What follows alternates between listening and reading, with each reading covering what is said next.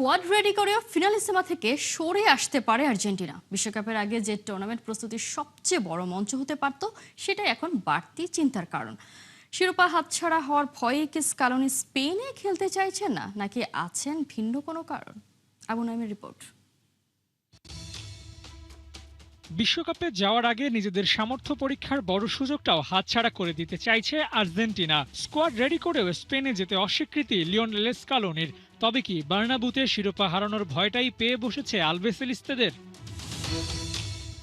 ফিনালিসিমায় কোনো দলই away match খেলার স্বাদ নিতে চাইবে না, আর্জেন্টিনাও চাইছে না। তবে পরিস্থিতি দিনকে দিন খারাপই হচ্ছে। মেসিদের ফেডারেশন চাইছে না বার্নাবুতে ম্যাচ খেলতে, নিরপেক্ষ ভেন্যুই তারা প্রেফার করছে। কিন্তু স্পেন যদি তা না মানে টুর্নামেন্ট স্থগিত হয়ে যেতে পারে। ভয়ঙ্কর ব্যাপার হচ্ছে, খেলা যদি মাঠে না গড়ায় তাহলেও নাকি খুব একটা অসুবিধা নেই এএফ এর। কিন্তু প্রশ্ন হলো, স্পেনে গিয়ে ম্যাচ খেললে যে লস আর্জেন্টিনার হবে, তার থেকে কি কম হবে টুর্নামেন্ট স্থগিত হলে?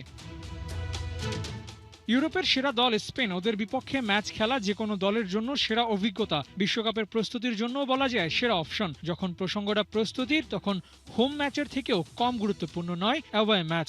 আর্জেন্টিনার স্কোয়াডে একাধিক তরুণ খেলোয়াড় থাকায় অ্যাওয়ে ম্যাচে ওদের পারফরমেন্সটাও চেখে দেখার সুযোগ হবে।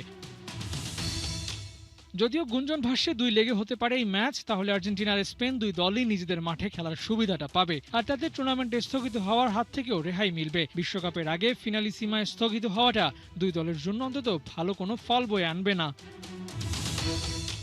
গণমাধ্যমের খবর অনুযায়ী আর্জেন্টিনা কোচ স্কোয়াড রেডি করে প্লেয়ারদের জানিয়েও দিয়েছিলেন ফিনালিসিমা খেলার ব্যাপারে। প্লেয়ারদের ক্লাবগুলোর সাথেও আর্জেন্টিনা ফুটবল অ্যাসোসিয়েশন যোগাযোগও নাকি শুরু করে দিয়েছিলেন। কিন্তু ইউরোপীয় ফুটবল কর্তৃপক্ষের হঠাৎ করে আসা সিদ্ধান্তে নাখোশ হয়ে যায় আর্জেন্টিনা। ম্যাচের গুরুত্বের দিক হিসেব করলে শেষ পর্যন্ত ফিনালিসিমা মাঠে গড়ানোর সব বন্দোবস্ত করতে পারে আয়োজকরা। লিওনেল মেসি, লামিন ইয়ামালের মুখোমুখি হওয়াটা শুধু ফুটবলের জন্যই গুরুত্বপূর্ণ তা কিন্তু নয়, ব্যবসা সফল একটা ম্যাচও এটি। তাই আয়োজকরা চেষ্টা করবে যে কোনোভাবেই এই ম্যাচ মাঠে গড়ানোর। আবু নাইম, ৭১।